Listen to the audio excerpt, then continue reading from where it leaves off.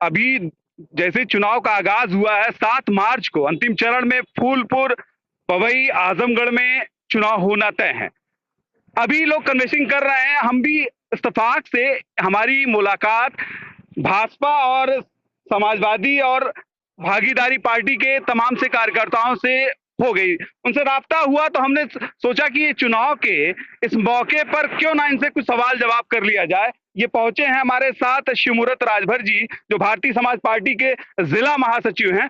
शिवमूरत जी, अभी तो ओम प्रकाश जी भी कल आए अतरौलिया में, और यहाँ तक कि जो यहाँ के पर्सनल कैंडिडेट हैं बीजेपी के, वो कह रहे हैं कि राजभर तो कभी भाजपा में था ही नहीं और भाजपा में जाएगा भी नहीं इससे पहले। लेकिन आप तो 2002 से इस राजनीति में सक्रिय हैं, और क्या माहौल रहेगा कि समाजवादी पार्टी में राजभर वोट पूरी तरह से कन्वर्ट हो जाएगा? समाजवादी पार्टी और सुभाषपा एक प्लेटफार्म पर खड़ी होकर के किसी भी परिस्थिति में ये चुनाव निकालेगी फूलपुर पवई विधानसभा क्षेत्र की, इसमें कोई शक नहीं है।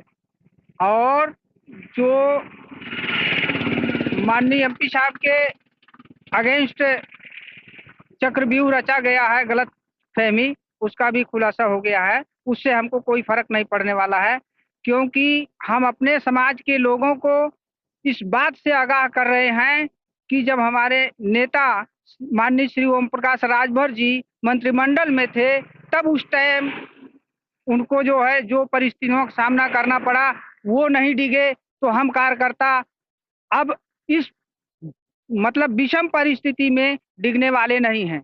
रहा मसला ये कि भारतीय समाज पार्टी का वोट जो है वो ओम प्रकाश राजभर के नाम पर पड़ेगा, ना कि किसी अन्य राजभर के नाम पर पड़ेगा। माननीय ओम प्रकाश जी को जो चोट मिली है मंत्रिमंडल में, उसका खामियाजा माननीय मंत्री जी अब इस वोट के बदले में दे करके उनको पूरा जवाब देंगे। देखिए, अभी एक अल्पसंख्यक चेहरा जो भारतीय समाज पार्टी से आज नहीं 2002 से लगातार चलता रहा, वो नाम है इम्तियाज अहमद का। इम्तियाज अहमद हैं, तमाम लोगों ने दल छोड़े और बदले, लेकिन इम्तियाज एक ऐसा नाम है कि जो कभी न बदला और न बदलेगा। इम्तियाज जी, अल्पसंख्यक वोट जो कि शकील जी हैं मैदान में, और आप अल्पसंख्यक की नुमाइंदगी करते हैं, इसके बाद भी क्या लगता है कि भाजपा से समर्थित होने के बाद समाजवादी पार्टी को यहाँ का वोट कन्वर्ट हो जाएगा? देखिए, अल्पसंख्यक बदलाव चाहता है, और बदलाव की स्थिति में ये गठबंधन ही है कि जो इस पार्टी को वर्तमान की सरकार को हटा सकता है। इसलिए अल्पसंख्यक जो है वो समाजवादी पार्टी और सहलदेव भारतीय समाज पार्टी के गठबंधन के साथ जाएगा। अभी इम्तियाज जी ने कहा कि जो भी वोट है वो भारतीय समाज पार्टी के साथ, जो भी अल्पसंख्यक वोट जाएगा सीधे। हमारे साथ ये जिला उपाध्यक्ष हैं जी, आपकी पूरी तैयारी है कि हर घर तक, हर राजभर के घर तक दस्तक देकर अपने मूवमेंट को आप समझा पा रहे हैं? सर, हम लोग चुनाव में ही नहीं, चुनाव से पहले और चुनाव के बाद भी हमारा जो सहलदेव भारतीय समाज पार्टी का संगठन है, ये हमेशा चलता है। ये गरीबों के हर कार्यक्रम में पहुंचता है, चाहे जो भी आपत्ति विपत हो उसमें पहुंचकर हमेशा राजभरों के बीच में जाकर, अन्य पिछड़े लोग हैं हमारे बीच में, प्रजापति जी हैं और बहुत से जात के लोग हैं, तो हम लोग हमेशा वहां पहुंचते हैं और उनके दुख दर्द को समझते हैं कि भाई कहाँ से क्या दिक्कत है। और हम लोग ये अब की बार खासकर हम लोग मूड बनाए हैं, ये 10 विधानसभा है, ये समाजवादी पार्टी के, सहलदेव भारतीय समाज पार्टी के, बल्कि भागीदारी संकल्प मोर्चा के जो भी जहां से कैंडिडेट हैं, हम उनको भारी से भारी मतों से जिताने का पूरा प्रयास कर रहे हैं और आगे भी करते रहेंगे। हमारे साथ भागीदारी पार्टी के नेता, पूर्वांचल प्रभारी भागीदारी पार्टी के हरिवर्धन प्रजापति जी हमारे साथ में है। हरिवर्धन प्रजापति जी, ये लगता है कि प्रजापति समाज भागीदारी पार्टी के साथ जुट जाएगा? भैया, हम लोग जब से संगठन बनाए, जी, भागीदारी पार्टी बनाने से पहले हमारा भागीदारी आंदोलन मंच चलता था जी। पूरे उत्तर प्रदेश के 75 जिलों में हम लोगों का संगठन है जी। और जब से हम लोगों का भागीदारी संकल्प मोर्चा बाबूजी आदरणीय ओम प्रकाश राजभर बनाए, और जब हल्दरपुर के मैदान में माननीय प्रेमचंद प्रजापति जो राष्ट्रीय अध्यक्ष भागीदारी पार्टी के हैं, राम सागर बिंद जी और बाबूजी ओम प्रकाश राजभर जी, जो समाजवादी पार्टी से हम लोगों का गठबंधन हुआ है, हम लोगों ने उसी दिन तय कर लिया कि भारतीय झूठ पार्टी को उत्तर प्रदेश से भगाना है और बाबा को मठ में पहुंचाना है। मतलब ये संकल्प, जैसे ये सारी जितनी भी छोटी क्षेत्रीय दल थे, तो उसमें आप अपने को कितनी अग्रणी श्रेणी में? हमारे लोग जो हैं वो 100%, क्योंकि हमारे लोगों के साथ 66 हत्याएं उत्तर प्रदेश में हुई हैं। अभी कुछ दिन पहले आप देखे होंगे रुपेश प्रजापति की जेल में हत्या कर दी गई। उसके पहले मैनपुरी में 5 प्रजापति को जिंदा जलाया गया। उसके बाद हमारे कन्हैया लाल प्रजापति को बनारस में हत्या कर दी गई। और हमारे समाज के नुमाइंदी माननीय गायत्री प्रसाद प्रजापति को मतलब कोई कारणवश नहीं, झूठे ही जेल में डाल दिया गया है। पूरा प्रजापति समाज इस चीज को जान रहा है। उत्तर प्रदेश में 22 से 7 मार्च को और 10 मार्च को दिखाई देगा आदरणीय अखिलेश यादव जी उत्तर प्रदेश के मुख्यमंत्री बनने जा रहे हैं। देखिए, अब ये जो छोटे दल समाजवादी पार्टी से अलायंस में है और खासकर इनकी जातियों में राजनीति का जो इस समय देश में वर्तमान दृश्य चल रहा है, उसमें काफी पकड़ है। ये प्रजापति समाज के लिए भागीदारी पार्टी बहुत उज्जवल काम कर रही है और भारतीय समाज पार्टी ने राजभरों के बीच में वो संदेश ऑब्जेक्ट देने की कोशिश किया। यहाँ समाजवादी पार्टी के भी कार्यकर्ता हैं क्या भाई, अगर लगता है कि समाजवादी पार्टी जैसे इन लोगों को आपने अपने साथ लिया है, तो ये सारी जैसे ओबीसी वोट कटकर समाजवादी पार्टी के खेमे में ही रहेंगे? सभी लोग समाजवादी का सरकार बनाना चाहते हैं जी, और सभी लोग मिलकर समाजवादी सरकार बनाएंगे। माननीय एमपी साहब को हम लोग पूर्व विधानसभा से विधायक बनाएंगे। आप अगर जो धर्मदेव यादव, जी पूर्व डीएवी कॉलेज छात्र नेता। जी धर्मदेव जी, अब ये लगता है कि ये लड़ाई जैसे अभी तक ये जो जितने चरण हुए हैं, बहुत जगह टक्कर की लड़ाई लगी है और कहीं एग्जिट पोल उनको कह रहा, कहीं एग्जिट पोल समाजवादी पार्टी के पक्ष में बोल रहा। तो इस लड़ाई में आपको बेहतर ये जो सीटें हैं आजमगढ़ की, वो बेहतर नजर आ रही है? बेहतर नजर आ रही है, क्योंकि भाजपा सरकार में सबसे ज्यादा कोई परेशान हुआ है तो किसान वर्ग हुआ है, जो अन्नदाता कहे जाते हैं देश के, जो कि सबका भरण पोषण करते हैं। आज उनके ऊपर तमाम समस्याएं बीजेपी वालों ने डाला है और ये अन्नदाता 7 मार्च को पूरा यहाँ 100% जो है सपा को देंगे अपना मतदान। और उसके बाद 10 को समझ लीजिए अखिलेश जी मुख्यमंत्री बनने जा रहे हैं, कोई रोक नहीं सकता। और क्योंकि महंगाई और तमाम हर समस्या है यहाँ की जनता को, जनता त्रस्त हो चुकी है। सब एकजुट होकर के अब की अखिलेश भैया को जो ला रहे हैं, कोई रोक नहीं सकता। ये मैं आपको दावे के साथ कहता हूँ कि भाई साहब हमारे साथ ये खड़े भी हैं, तो ये लगता है कि कुछ चेंज उत्तर प्रदेश के अंदर हो जाएगा इस साल। समाजवादी पार्टी को कोई रोक नहीं पाएगा। जी अखिलेश यादव को मुख्यमंत्री बनने से कोई रोक नहीं पाएगा। आपका शुभ नाम क्या? नौशाद अहमद, रहने वाला आजमगढ़ का हूँ। जी 10 विधानसभा सीट है आजमगढ़ में। जी आज 10 में से 10 यहाँ से निकलेगी।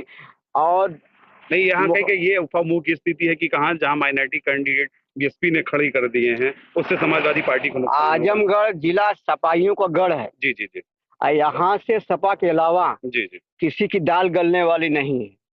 अब बाबा मुख्यमंत्री जी का आप देख ही रहे हैं, किसान परेशान है, हम लोग बिजनेसमैन आदमी परेशान है। लॉकडाउन खा गया हम लोगों को, हम लोग का बिजनेस जीरो हो गया।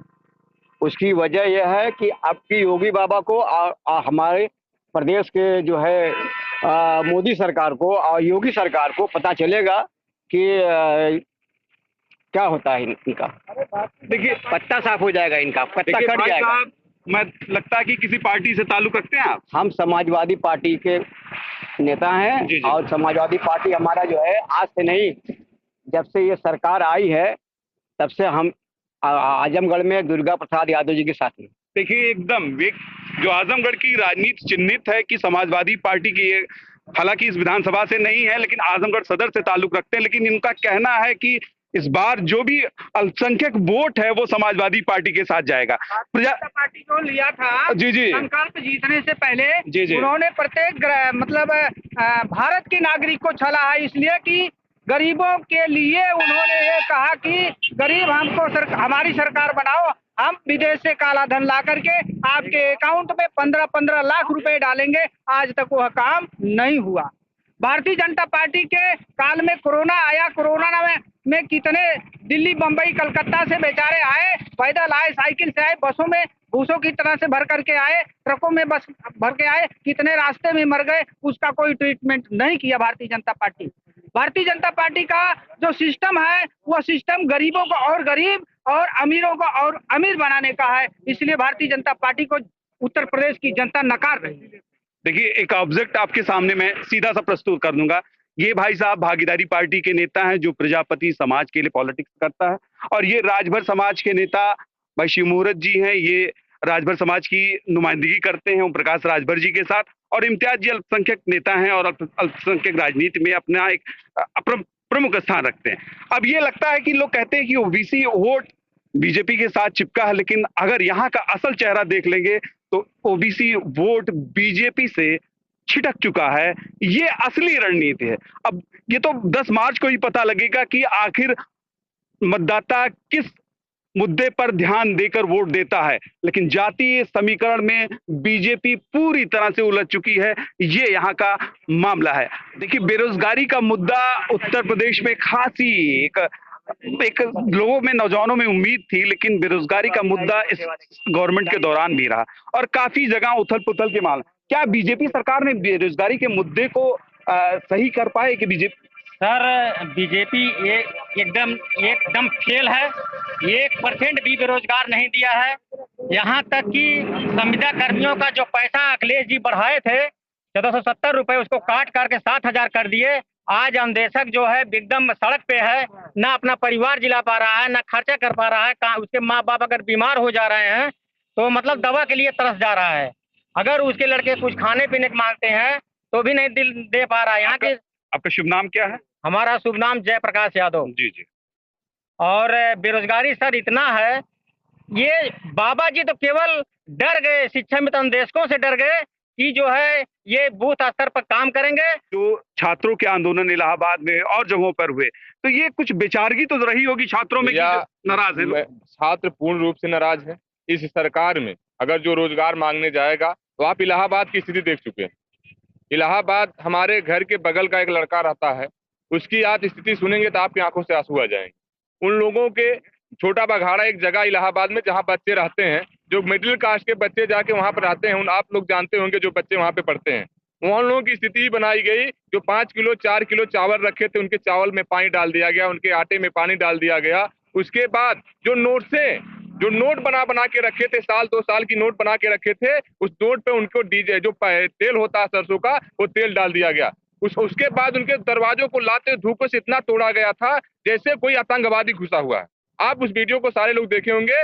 मैं जो अपना बात बताने लगा, भाई साहब मेरे आंखों से आंसू आने लगे। कहा भैया, मैं रात तक हम लोग बैठ कर पढ़ते हैं 2-2 बजे रात तक, उसके बाद कभी खाना खाते नहीं है, कभी खाते हैं। उसके बाद हमारे नोट्स को खराब कर दिया गया। अब बताइए हम लोग कहाँ जाएंगे, कैसे हमारा नोट्स फिर तैयार होगा? वो नोट्स फिर देखने लायक नहीं रहा।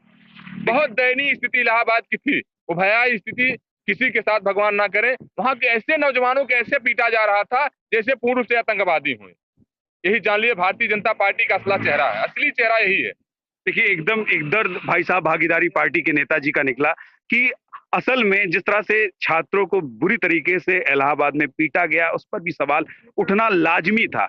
लेकिन अब चुनाव का इन वक्त है, सवाल तो उठेंगे, लेकिन इस आंदोलन, जो छात्रों का आंदोलन है, कोई ना कोई तो नई दिशा देगा ही। ये भागीदारी पार्टी के नेता ने इस सवाल को उठाया है। इस सवाल से ये लगता है कि नौजवान बेरोजगार आज भी सरकार के शिकंजे से बहुत दूर है। इस के माध्यम से कहना चाहता हूँ, हमारे गृह मंत्री को नहीं मालूम कि इंटर किसे कहते हैं और मतलब हाई स्कूल किसे कहते हैं। वो कहते हैं कि जो आदमी इंटर पास कर लेगा और 12 पास करेगा, इंटर में जाएगा, उसको मैं लैपटॉप दूंगा। देखिए, उसको ये संज्ञ है ही नहीं। ये लोग एकदम बौखला गए हैं। कब क्या बोल दें कोई भरोसा नहीं कि इंटर किसे कहते हैं, 12वीं किसे कहते हैं। अब आप उसको लैपटॉप दिया जाएगा। अब अंदाजा लगा लीजिए। मैं आपके माध्यम से ये कहना चाहता हूँ कि इस साल इनको पता चलेगा 2022-23 में कि होता है राजनीति होती क्या। बस यहीं पे मैं अपनी रिपोर्ट क्लोज करूंगा।